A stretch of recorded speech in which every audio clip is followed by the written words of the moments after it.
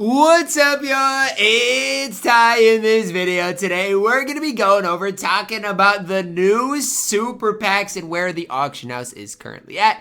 In NBA 2K25 MyTEAM, which is weird because guess what? We've seen super packs all season long. We've seen Friday packs all season long. And it just seems like the auction house stays in the same type of setting, same type of role. I will say prices have slowly started to go down, I feel like, but it's just a weird type of slow, you know, like it just takes a while. And the top dark matters are still insanely expensive. The Kareem Shays of the world are still insanely expensive, whereas, you know, the guys, let's say like DeRozan, LaMelo Ball, have slowly came down.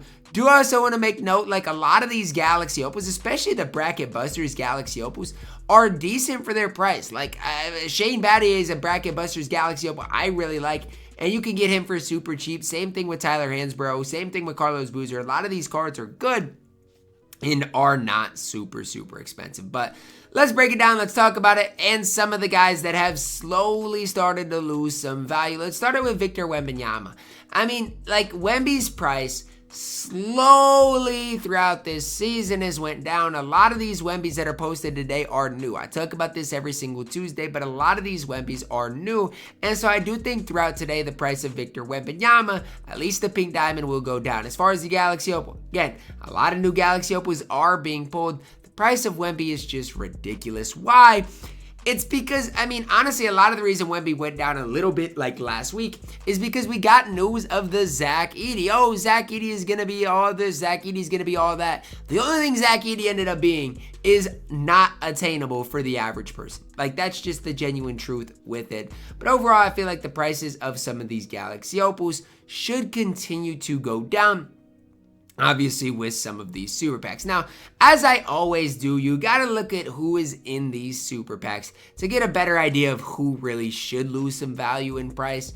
But I mean, basically everybody is in these super packs. Even a guy like Galaxy Opal Yao Ming, which again seems crazy, but Yao is one of your still best centers in the game, should continue to go down slowly but surely in value because he is in super packs. I feel like if it's a Galaxy Opal and up, they're not being pulled nearly as much as the pink diamond. So a guy like, let's say, pink diamond LeBron James is going to continue to go down. A guy like pink diamond Julius Erving is going to continue to go way down, more so than a guy, let's say, like Yao Ming, who is really good, but since he is a Galaxy Opal, is going to stay relatively high. And so that's kind of another thing that with today I would look at is look at the really good pink diamonds in today's drop. Paul George, Dr. J, Victor Wembanyama. These are the cards that I would really look at if I were you guys. I'd be like, okay, well, these cards for their whatever prices are going for are the guys that you guys could look to pick up, and especially snipe. Like,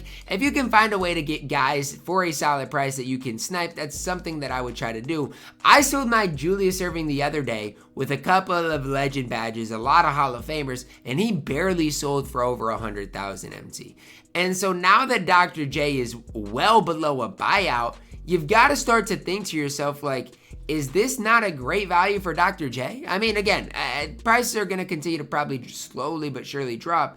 And what I would try to do if I were you guys is find a soup Dr. J to get for just over 100,000 MT if I were you guys. So, you know, find a Dr. J with more, like a ton of Hall of Famers. The legend ones obviously are going to sell for a little bit more. But if you can get one with some good legends and good Hall of Famers, that's really what I would look at for you guys if I was in a buying type opportunity for that shooting guard position. But all of these cards have just continued to go down in price, and it makes sense, guys. For everybody that's opened in super packs, these cards are flying out of super packs, which is in turn going to drive down the prices in the auction house. I've mentioned Jaren Jackson Jr. for week after week, a card that is one of your best value options in the entire game. But the thing is, with as much as he is being pulled, guess what? His price as well is low at 6,000 MT at this stage for Jaren. It's just ridiculous, you know? And it's something that I personally liked super packs for that exact reason, is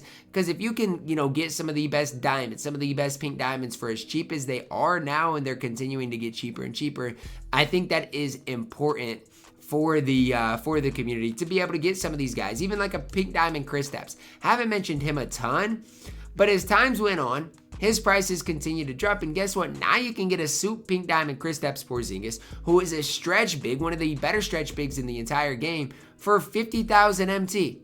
And even for my No Money Spent Squad series, it's probably worth taking a look at Kristaps Porzingis, especially again if you can find one that is slightly souped up. Again, they don't have to be the best of the best, but you can find one with maybe like the Hall of Fame Rebound Chaser, Hall of Fame Box Out Beast.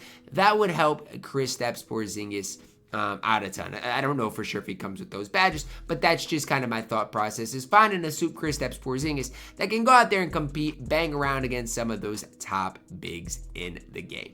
That's kind of where I would look if I were you guys today. Obviously, with my squad being in the position it's in, I mean, there's not a bunch that I can really upgrade from where it's at currently, and it's it is what it is. It's kind of a little bit, I would say, annoying, the fact that like since my squad is what it is, like I can't really upgrade unless I spend a bunch of MT.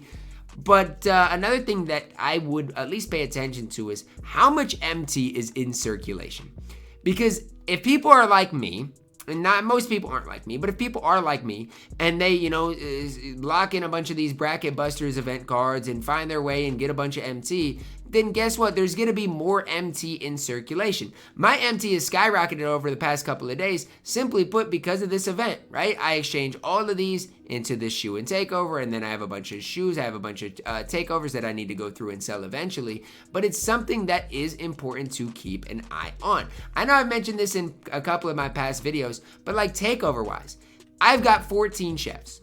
Chef at this stage is below 1,000 MT.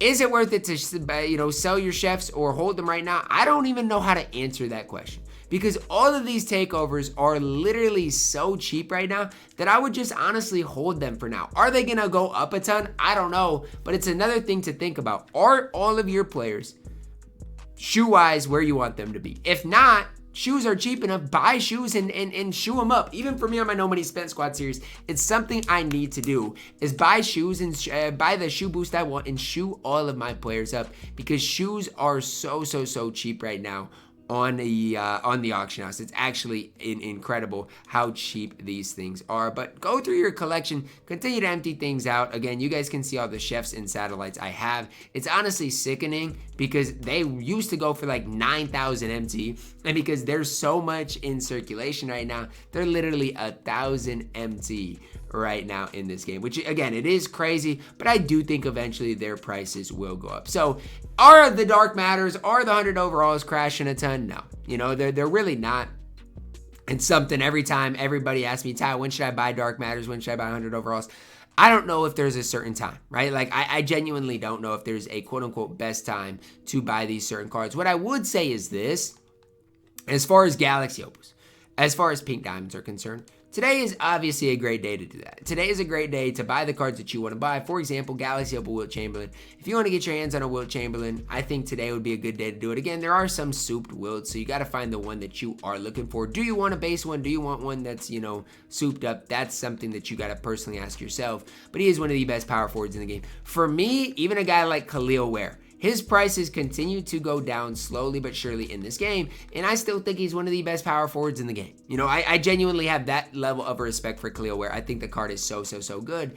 And again, his prices slowly went down. It was at 50,000, then it was at 40,000, 45,000. Now it's at 40,000, and it just continues to slowly go down. It's not crazy, but this is what we're seeing in the auction house, guys. A just slow decrease in these types of cards. And like I mentioned, if you want a Khalil Ware, either try to snipe one for cheaper or get one with a couple of extra Hall of Famers. Get one that is fully badged out with that Glass Gunner shoe. Save yourself a little bit of MT.